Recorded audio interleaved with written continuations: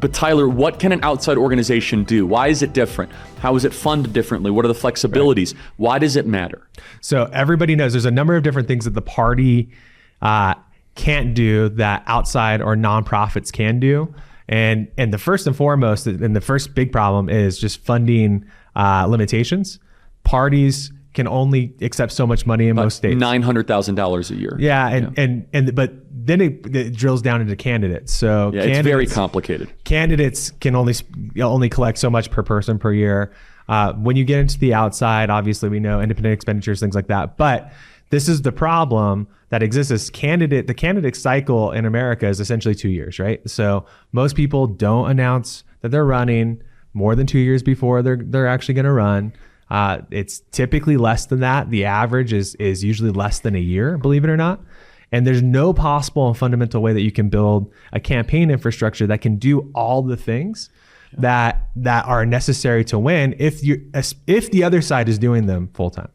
So the first and foremost is hiring, door knockers, hiring people that are going to build effective relationships for you out in the field. The second is legal. There's no way that you're going to be able to fight a fight with someone in the remaining 60 days of the election if your opponent's been basically crafting an entire legal strategy against you for 2 to 4 years.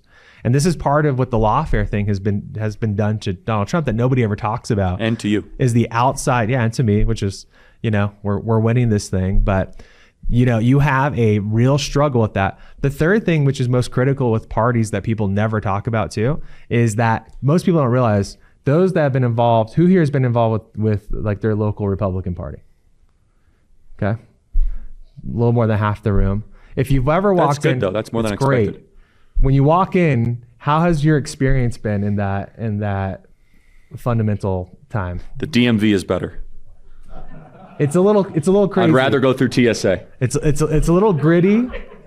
Sometimes you walk in, there's like kind of just fighting happening that's going on. You don't really know what's going on, and people challenge. They have fax machines. Everybody.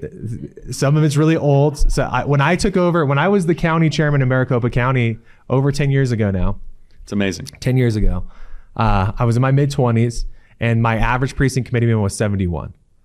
So there's sometimes a cultural divide that happens. But the most critical part is that most of those jobs for leadership are 2 years or less, right? So they're 2 years. The average state party chair, Charlie, only serves for a year. States like Hawaii have gone through like 5 or 6 in the last couple of years. So you have a real problem when you have the party leadership only being able to survive for months. And by the time they get in, they get their feet wet, they're figuring it out. It's already 6 months down the road. They're almost checking out by the time they check in. For full shows, live and on demand, it's Salem News Channel.